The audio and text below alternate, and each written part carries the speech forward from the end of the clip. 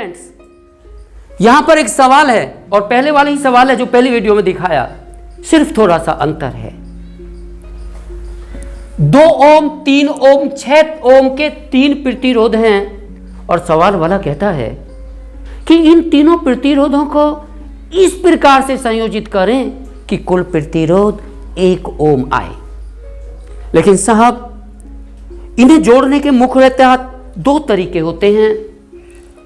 या तो हम इन प्रतिरोधों को श्रेणी क्रम में जोड़ें, लेकिन श्रेणी क्रम में जोड़ने पर प्रतिरोधों का मान कुल प्रतिरोध ज्यादा आएगा और एक प्रतिरोध तो 2 ओम से भी कम है।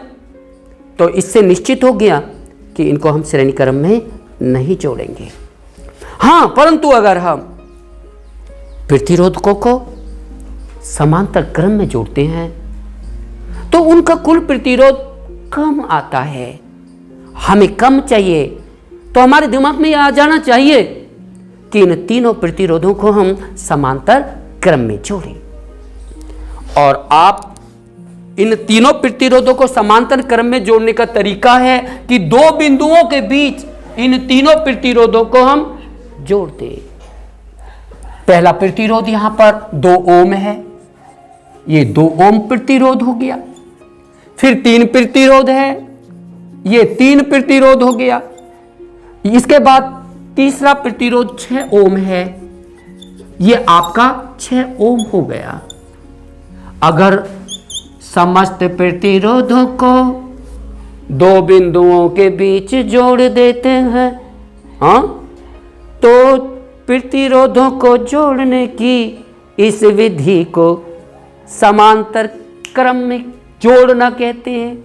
ये समांतर क्रम में जोड़ दिया और हम चाहते हैं कि इन तीनों प्रतिरोधों को जो कि समांतर क्रम में जोड़े हैं, इनका कुल प्रतिरोध कितना होगा। और कुल प्रतिरोध हम मान लेते हैं R होगा, तो हम R ज्ञात करना चाहते हैं। 2 ओम को आप R1 मान लो, 3 ओम को आप R2 मान लो, 6 ओम को आप R3 मान लो। तो समांतर क्रम में अगर जुड़ रहे हैं तो 1/R, R का मतलब तीनों प्रतिरोधों का कुल प्रभावी प्रतिरोध, जिसे समतुल्य प्रतिरोध भी कहते हैं।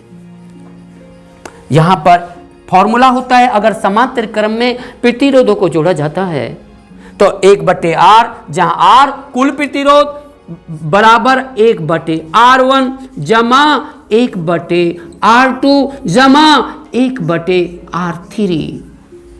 ये समांतर क्रमों को के कुल प्रतिरोध ज्ञात करने का सूत्र होता है। ये तो यहां पर 3 प्रतिरोध थे, अगर ज्यादा प्रतिरोध होते तो भी हम आगे बढ़ जाते। 1/R3 प्लस 1/R4 जमा 1/R5 सो ऑन। अब बेटा हम इसको सॉल्व करने का कोशिश करते हैं। 1/R, R हम ज्ञात करना चाहते हैं, मैं इधर लिख लेता हूं। 1/R, R हम ज्ञात करना चाहते हैं बराबर 1/R1 की जगह 2 ओम लिखे प्लस 1/R2 की जगह 3 ओम लिखे जमा 1/R3 की जगह 6 ओम लिखे। और बटे के जोड़ घटाने में पहले हम नीचे वाले हरों को बराबर करते हैं, ऊपर वालों को केवल हम तभी जोड़ या घटा सकते हैं। इसमें सबसे बड़ा 6 है, इन सबको 6 बनाने की कोशिश करें। आप जानते हैं 2 में कितने की गुना करें कि 6 हो जाए, 2 तिया 6। अगर नीचे गुना करते हैं तो ऊपर भी करिए। 1/3 का मतलब 3 में कितने की गुना करें 6 हो जाए, 2 की, 3 दूनी 6। अगर नीचे गुना कर रहे हैं तो ऊपर भी करिएगा। इसके बाद ये 6 खुद में है ही 6, यहां 1/R बराबर 1 तिया 3 बटे 2 तिया 6 जमा 1 दूनी 2 बटे 3 दूनी 6 जमा 1/6। आपने देखा तीनों बराबर हैं, तीनों के हर बराबर हैं। हर का मतलब नीचे वाला अंक बराबर है, और जब नीचे वाले बराबर होते हैं तभी ऊपर वालों को जोड़ा घटाया जाता है। तो brothers and sisters, you saw, आपने देखा कि 1/R बराबर 3 2 5 5 1 6 और बटे नीचे वालों को जोड़ते नहीं है। ये जो नीचे वाला 6 है इसको 6 लिख दीजिए क्योंकि समान है सब में। और आप इसे काट सकते हैं 6 एकम 6। कैंची की गुणा करेंगे तो R एकम R बराबर 1 एकम 1 तो 1 ओम आया। सवाल वाला जो चाहता वो हम करके दिखाए। सवाल वाला कहता है कि तीनों प्रतिरोधों को किस प्रकार संयोजित करें कि इनका कुल प्रतिरोध 1 ओम आए। आप समझ गए? अगर तीनों प्रतिरोधों को समांतर क्रम में जोड़ देते हैं तो उनका कुल प्रतिरोध 1 ओम आता है और यही उत्तर है। आपसे क्या पूछ रहा सवाल, किस प्रकार जोड़ें? तो आप जवाब दे दीजिएगा कि तीनों प्रतिरोधों को समांतर क्रम में जोड़ दें तो कुल प्रतिरोध 1 ओम आएगा।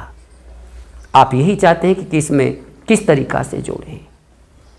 बच्चों, जय हिंद, जय Bharat. Thank you so much for watching. ये मेरी तरफ से फ्री ऑफ कॉस्ट क्लास होती हैं। किसी भी विद्यालय का बच्चा आके बैठे, मैं फ्री पढ़ाता हूँ।